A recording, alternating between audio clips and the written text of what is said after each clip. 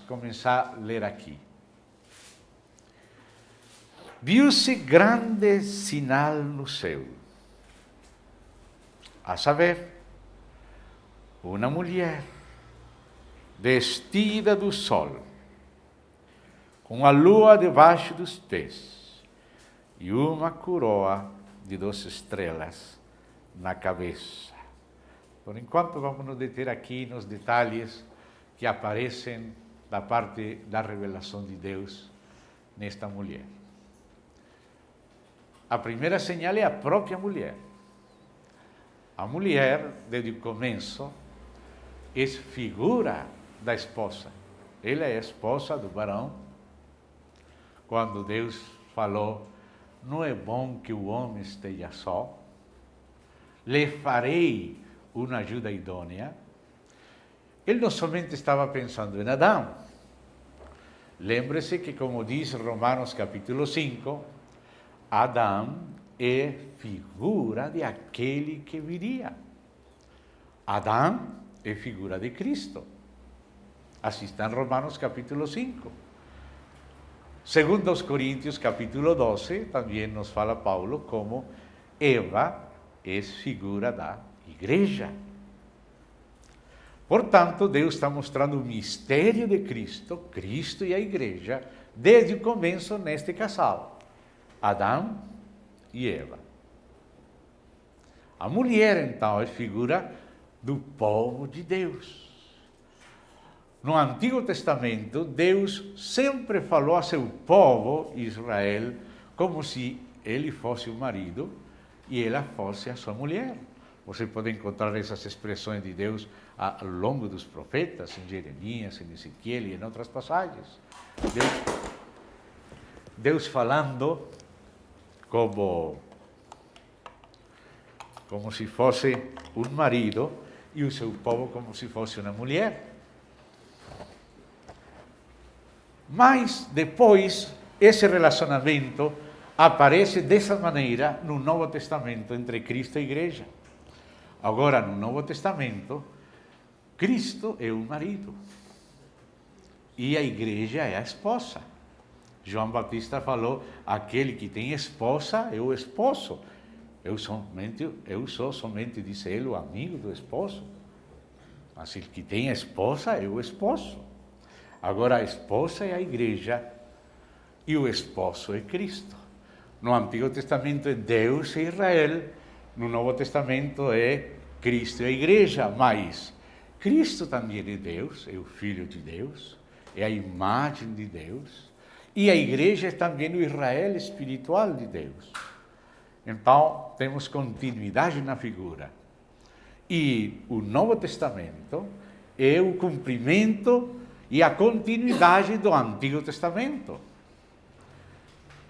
Ou seja, que esta mulher representa em geral o povo de Deus, começando desde os primeiros, desde a época patriarcal, passando por todo o tempo de Israel e do Antigo Testamento e continuando com o tempo do Novo Testamento, a igreja.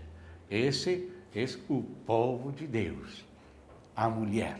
A mulher representa o povo de Deus em geral, incluindo Israel e incluindo a igreja. Por isso aparecem estas sinais aqui. Aparece ela vestida do sol.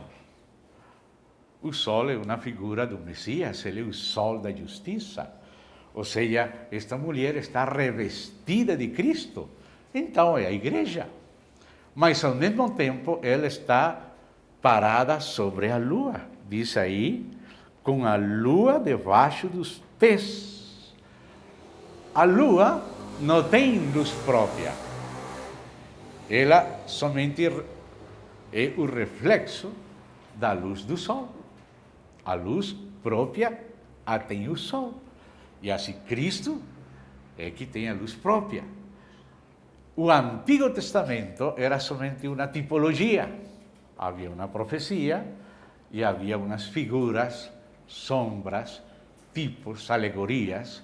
E, portanto, o Antigo Testamento está representado na lua que não tem luz própria, mas que somente serve para refletir a luz do sol. Então, Cristo é aquele que viste a mulher, mas ele está com os pés sobre a lua, porque ela está baseada no Antigo Testamento. Lá está a profecia, lá está a preparação, lá está a tipologia, mas agora no Novo Testamento está a realidade. Esta mulher tem uma coroa de 2 estrelas na cabeça. Então aqui estamos vendo que esta mulher é a esposa do próprio Deus, do próprio Senhor, é seu povo, incluindo o povo antigo e o povo novo, do antigo e do novo pacto. E vamos ver isso. Depois diz aqui que, achando-se grávida, grita com as dores do parto, sofrendo tormentos para dar à luz. Esta frase aqui, bem resumida, que aparece no Apocalipse, várias vezes aparece tanto no Antigo Testamento como no Novo Testamento.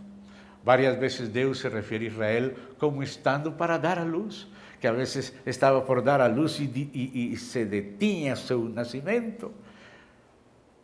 Por exemplo, podemos ver um verso em Miqueias capítulo 5, é somente um entre vários, Miqueias capítulo 5, e vamos ver ali algumas expressões muito interessantes.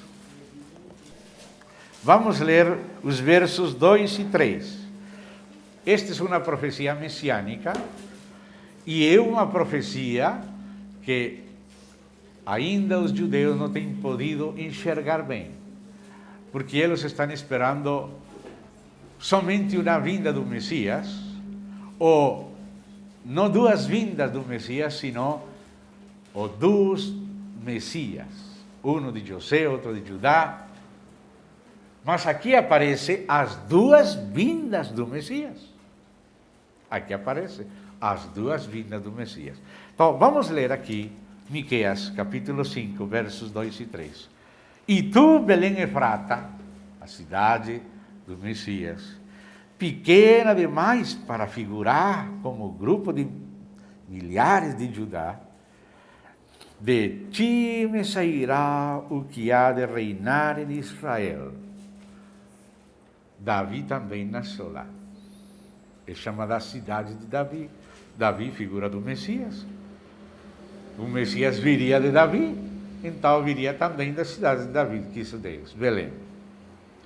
E cujas origens, aunque esta palavra aqui, origens, pode ser traduzida do hebraico saídas, ou teofanias, as manifestações do Filho antes da encarnação, as manifestações teofânicas do Verbo de Deus, quando diz a Escritura que ele se aparecia, que falava com Abraão, que falava com Jó, com Moisés, com Jacó, com os profetas. Essas são chamadas as saídas dele, ou seja, a pré-existência do Verbo. Desceu o som?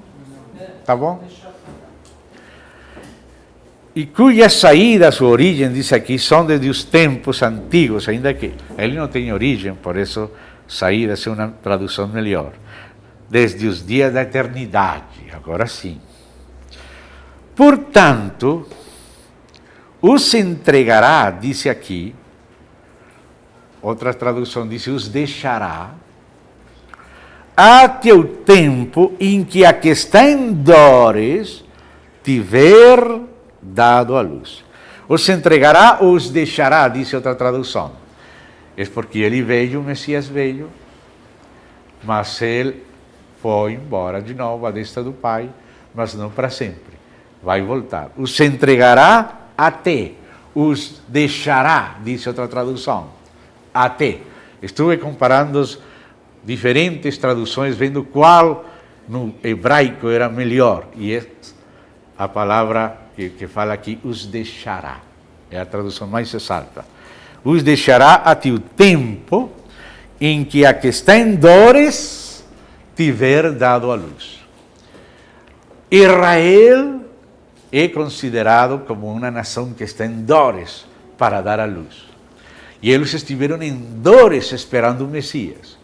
E ao mesmo tempo também a igreja é considerada agora do mesmo jeito que Israel, porque o trabalho que Deus queria fazer com Israel, agora está fazendo com a igreja, um melhor trabalho. Diz, o reino foi tirado deste povo, não para sempre, não, só por um momento, e será entregado a outro povo que dê os frutos deste. Ou seja, que a igreja está suposta a dar os frutos que Deus estava esperando primeiramente de Israel. Agora a igreja tem nas mãos o reino dos céus, da parte de Deus. O reino foi passado para a igreja por um tempo. Depois, diz aqui a profecia, então o restante dos seus irmãos voltará aos filhos de Israel. De novo, Israel voltará ao Messias e serão os dois um povo de Deus. Aqui aparecem as duas vindas. Os deixará até. Quando diz até, quer dizer que vai voltar. Até que dê a luz a que tem que dar a luz. Por uma parte, Israel estava esperando o Messias, tinha que dar a luz o Messias. Há profecias que não pode cumprir todo o povo. Então, o remanescente de Israel, pelo menos, cumpre. E se o próprio remanescente não pode, então o Messias cumpre. Até hoje, os judeus, vários deles, quando leem Isaías 53, acerca do servo de Javé, eles pensam que é Israel, porque tem passagens da Bíblia onde Israel é chamado de servo, mas não sempre todo o povo serve. Então, o remanescente é o servo. E às vezes nem o remanescente serve. Então, o Messias serve.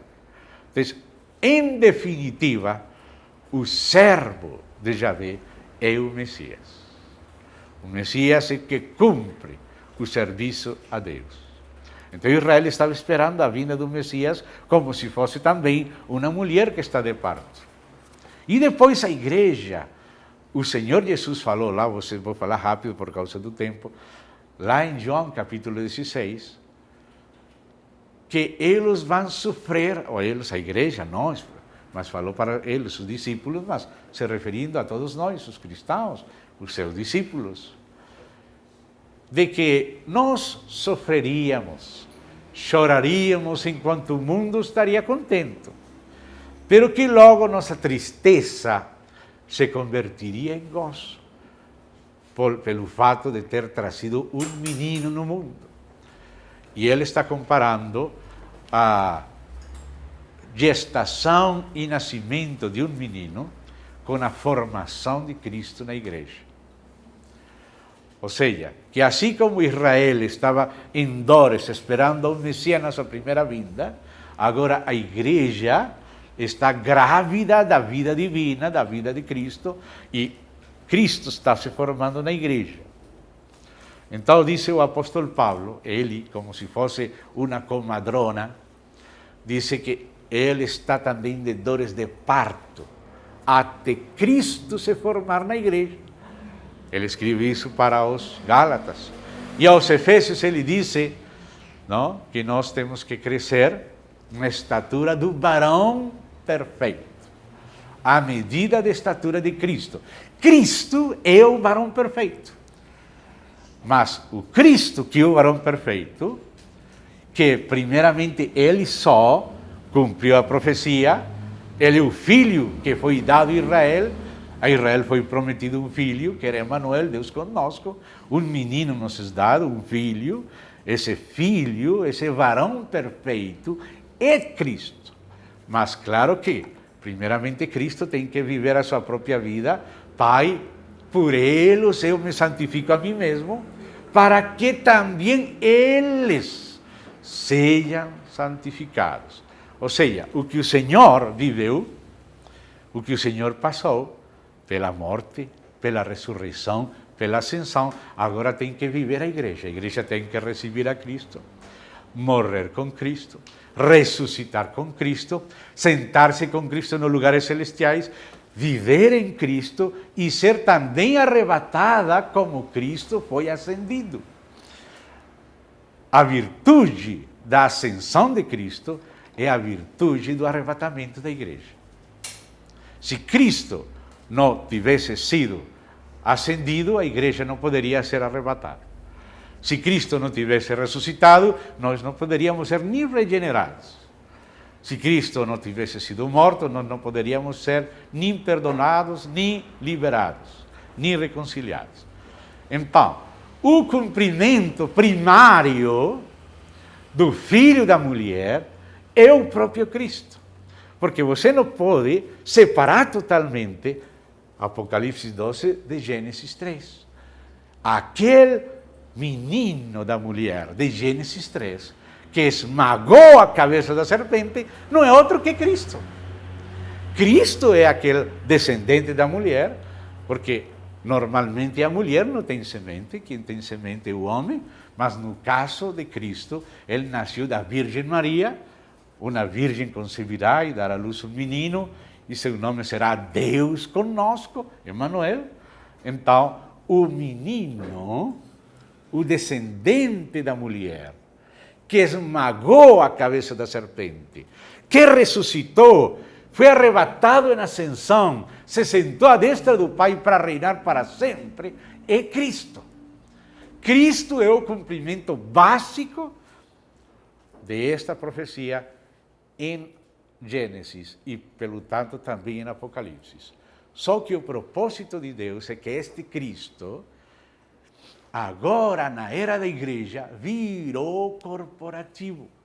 O mesmo Cristo que nasceu da mulher, que viveu sem pecado, que morreu pelos nossos pecados, que ressuscitou o terceiro dia, que ascendeu à destra do Pai, é o mesmo Cristo que pelo seu Espírito se incorporou na igreja e que agora é como um menino crescendo no ventre espiritual da igreja. E a igreja agora está prenhada da vida de Cristo, grávida, e Cristo se está formando na igreja também como varão perfeito. Mas esse varão perfeito formado, que Cristo formado na igreja, não poderia ser se primeiro não fosse ele mesmo.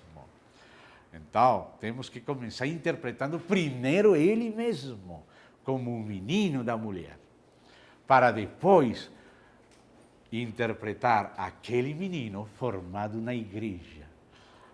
Porque ele também falou, aquele que vencer se sentará comigo no meu trono, assim como eu venci e me sentei com meu Pai em seu trono. Assim como eu venci e me sentei com meu Pai em seu trono. Então, primeiramente, ele é o que nasceu da mulher. Israel estava esperando ele, como se tivesse dores de parto, e ele veio aos seus, mas os seus não receberam. Então, ele se voltou para tomar como José uma esposa dentre os gentios, como a Senet, que é uma figura da igreja. Então, agora a igreja é aquela mulher. Agora é aquela mulher. Mas no Antigo Testamento foi Israel. E a mulher é todo o povo de Deus, incluindo Israel e incluindo a igreja. Porque no final será somente um povo.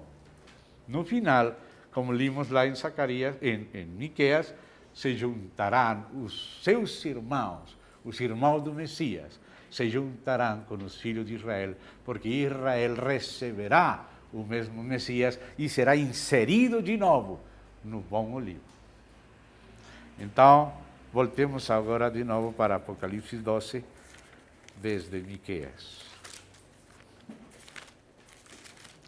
Quando vamos interpretar Apocalipse 12, acho que não temos que esquecer Gênesis 3.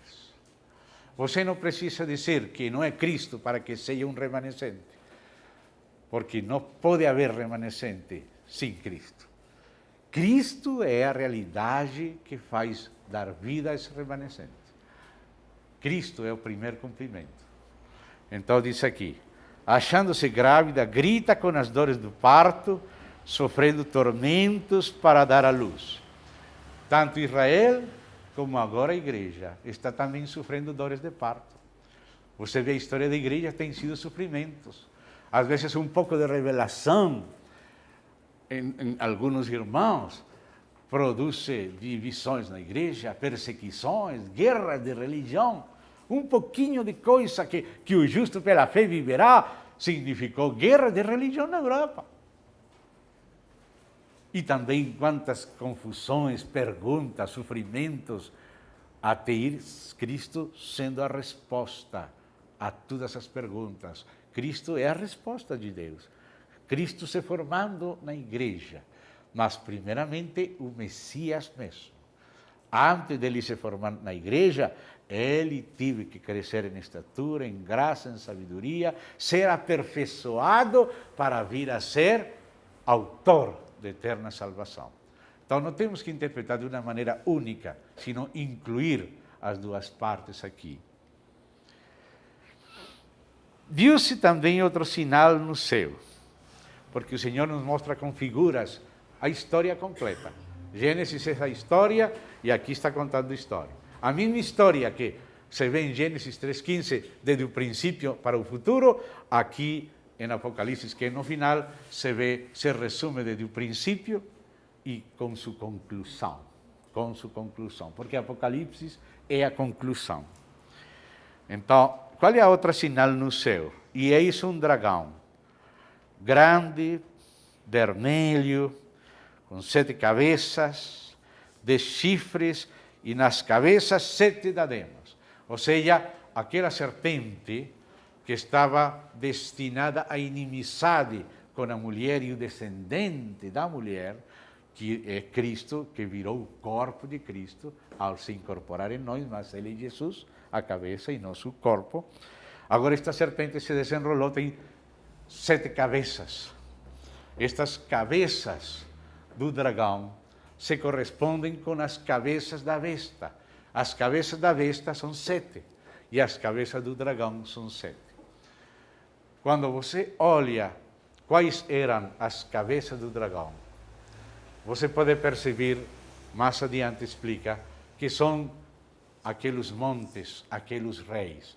Quando você olha desde a profecia de Daniel, quando Daniel fala das bestas, que aparecem todas juntas, misturadas, no final, na última besta, quando você vê Daniel, Babilônia é uma besta como leão, com boca de leão, Pérsia uma besta como um osso, Grécia uma besta como um leopardo, Roma como uma besta de ferro.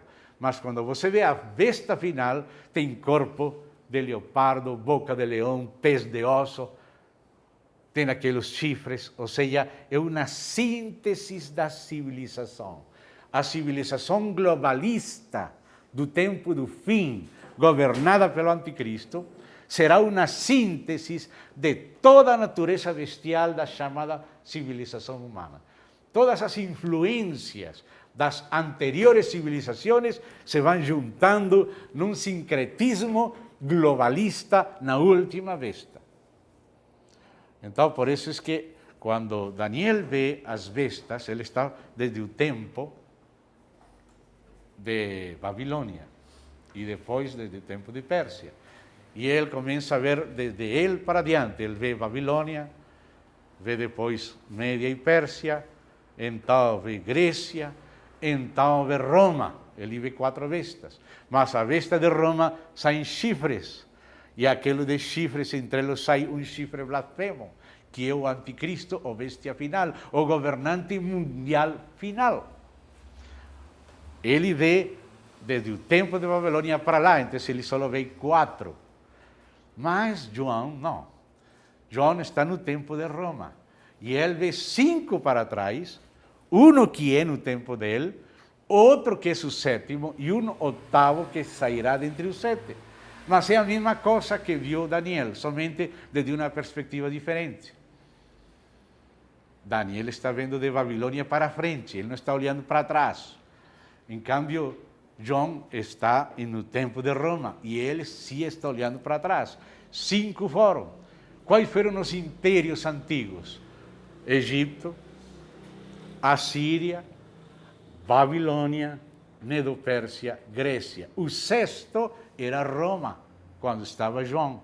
Depois de Roma, haveria aqueles 10 chifres, aquele reino dividido, dentre os quais sairia aquele chifre blasfemo, o oitavo, que é dentre os 7.